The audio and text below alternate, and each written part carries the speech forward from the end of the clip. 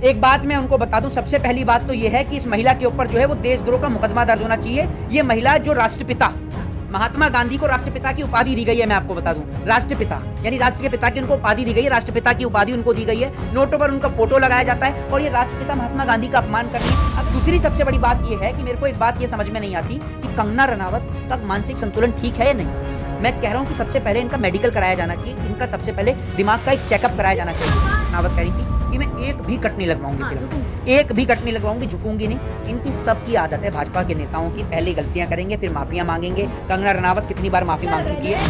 2 करोड़ रुपए की गाड़ी खरीद सकती है, यानी गहने जेवर तो कई सौ करोड़ रुपए के होंगे। मैं आपसे कह रहा हूँ गहने जेवर तो कई सौ करोड़ रुपए के होंगे। तो सबसे पहले तो इस देश के इनकम टैक्स जो है ऑफिसर, उनको इनके यहाँ पर जो है छापा मारना चाहिए और देखना चाहिए इनके पास आय से ज्यादा संपत्ति है। दूसरी बात, नरेंद्र मोदी जी किसी से भी बात करते हैं तो सिर्फ वोट की राजनीति के लिए, किसी से भी वोट की राजनीति के लिए बात करते हैं। उनको किसी के प्रति कोई सिंपैथी थोड़ी है। भाई आज विनेश फोगाट ने कांग्रेस ज्वाइन कर ली, तभी तो नरेंद्र मोदी उनसे बात कर रहे हैं, वरना इसमें विनेश फोगाट ने कहा है कि मोदी जी मुझसे बात करना चाहते थे। देखिए एक बात मैं आपको बता देता हूं, विनेश फोगाट की जिस तरीके से वीडियो वायरल है जिसमें उन्होंने मंच पे खड़े होकर ये कहा कि नरेंद्र मोदी ने मुझे फोन किया, मेरे से बात करने के लिए कहा और उन्होंने कहा कि आप उन चीजों को रिकॉर्ड मत करिएगा, मैं उसको डालूंगा। तो उन्होंने कहा कि मैं रिकॉर्ड करूंगी, मैं भी अपनी जो आपसे मेरी जो बात होगी मैं भी उसको जनता के बीच में साझा करूंगी। तो जब ये बात उन्होंने सुनी तो नरेंद्र मोदी ने उनसे बात करने से मना कर दिया। हरियाणा में भारतीय जनता पार्टी अपनी हार से बौखलाई हुई है, ये मैं बता दूं। हरियाणा में भाजपा की बुरी हार होने वाली है और जिस बात से खुद देश के प्रधानमंत्री नरेंद्र मोदी बौखला चुके हैं। दूसरी बात, नरेंद्र मोदी जी किसी से भी बात करते हैं तो सिर्फ वोट की राजनीति के लिए, किसी से भी वोट की राजनीति के लिए बात करते हैं। उनको किसी के प्रति कोई सिंपैथी थोड़ी है।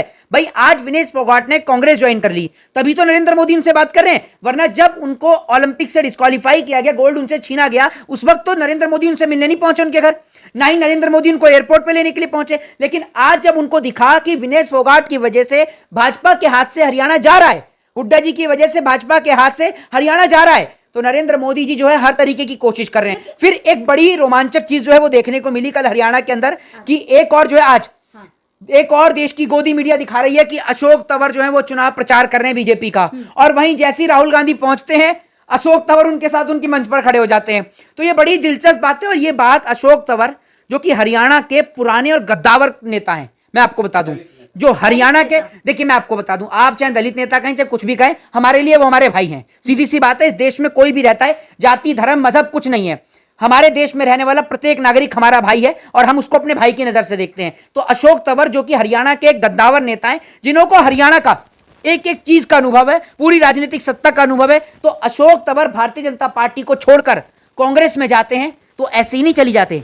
अशोक तंवर को भी यह बात अच्छी तरीके से मालूम है कि 10 साल में जो स्थिति हरियाणा की हुई है, जो बदहाली हरियाणा की हुई है, वो हरियाणा की जनता और हरियाणा के नेता अच्छी तरीके से जानते हैं। यही कारण है कि अशोक तंवर भारतीय जनता पार्टी की मंच को छोड़कर राहुल गांधी के समर्थन में उतरते हैं। बिना कुछ सोचे समझे ऐसे ही आ गए अचानक। देखिए एक चीज मैं आपको बता देता हूं कि अशोक तंवर को यह बात अच्छी तरीके से पता थी कि भाई भाजपा का सुपड़ा साफ होने वाला है। अशोक तंवर जो कि लगातार बीजेपी के लिए इलेक्शन कैंपेनिंग कर रहे हैं, 5 तारीख को वोटिंग होने वाली है हरियाणा के अंदर, आज 3 तारीख हो गई, 5 तारीख की हरियाणा में वोटिंग है, प्रचार समाप्त हो गया और आज प्रचार के अंतिम दिन जब राहुल गांधी वहां प्रचार करने के लिए पहुंचते हैं हरियाणा के अंदर, और वहां पर अशोक तंवर उनकी मंच पर चले जाते हैं, क्योंकि अशोक तंवर कहीं ना कहीं कांग्रेस ज्वाइन करने का कोई मौका देख रहे थे, क्योंकि अशोक तंवर को यह बात पता चल गई थी कैंपेनिंग करने के दौरान कि भाजपा हरियाणा में बुरी तरीके से हार रही है। मैं आपको बता दूं, हरियाणा के अंदर भाजपा नेताओं को गांव में घुसने नहीं दिया जा रहा, ये स्थिति हुई है बीजेपी के नेताओं की। फिर चर्चाओं का विषय बन गई हैं अपने बयान को लेकर। अपने इंस्टाग्राम आईडी पर उन्होंने एक पोस्ट शेयर की है जिसमें उन्होंने लिखा है, देश के बापू नहीं होते लाल होते हैं।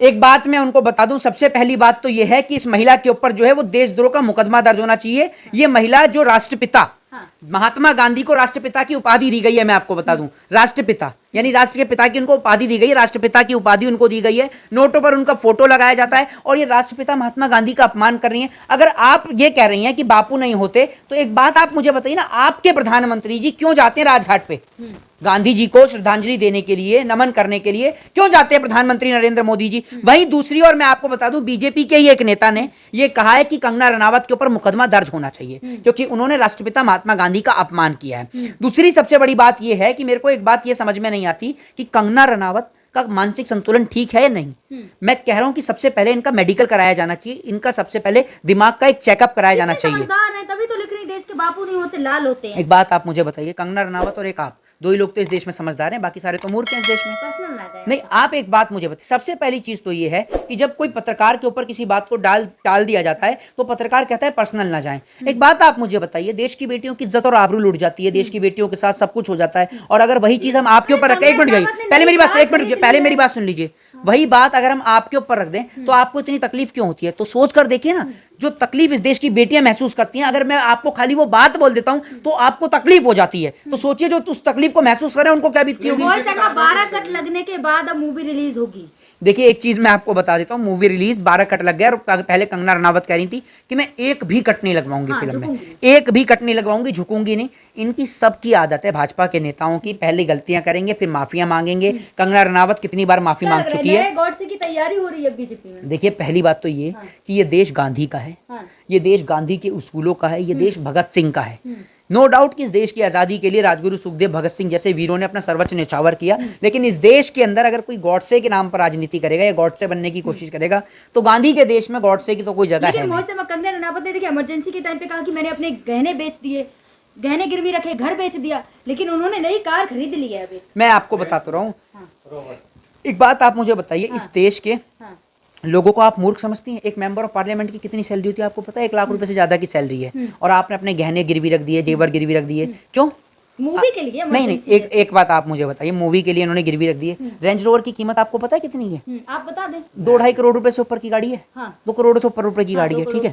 अब एक बात आप मुझे बताइए, 2 करोड़ रुपए से ऊपर की गाड़ी इन्होंने क्या कहते हैं वो खरीद ली है। उसके बाद में ये कह रही है कि इनके पास में इन्होंने गहने जेवर गिरवी रख दिए। सबसे पहले तो इनके घर पर ईडी और सीबीआई का छापा लगना चाहिए। अरे घर तो बेच दिया। मैं आपसे ये तो कह रहा हूँ, ये बेच दिया घर पे, तो कहाँ सड़क पर रहती हैं? किसी झुग्गी झोपड़ में रह रही है क्या? किसी झुग्गी में रह रही है?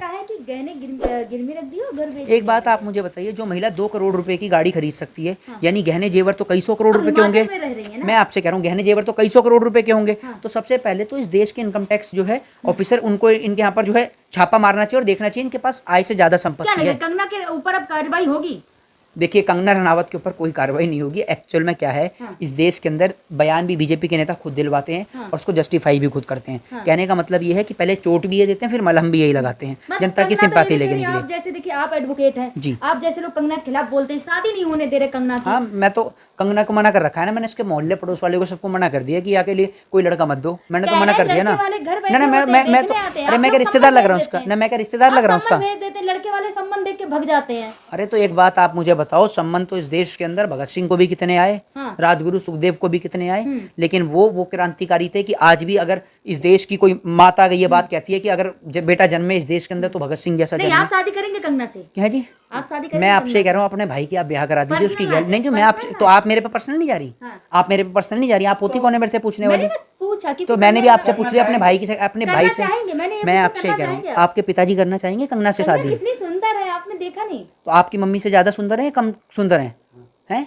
पर्सनल आ जाए ना। अरे भाई, आप मेरे से पर्सनली क्वेश्चन करिए, मैं भी आपको पर्सनली जवाब दे रहा हूँ।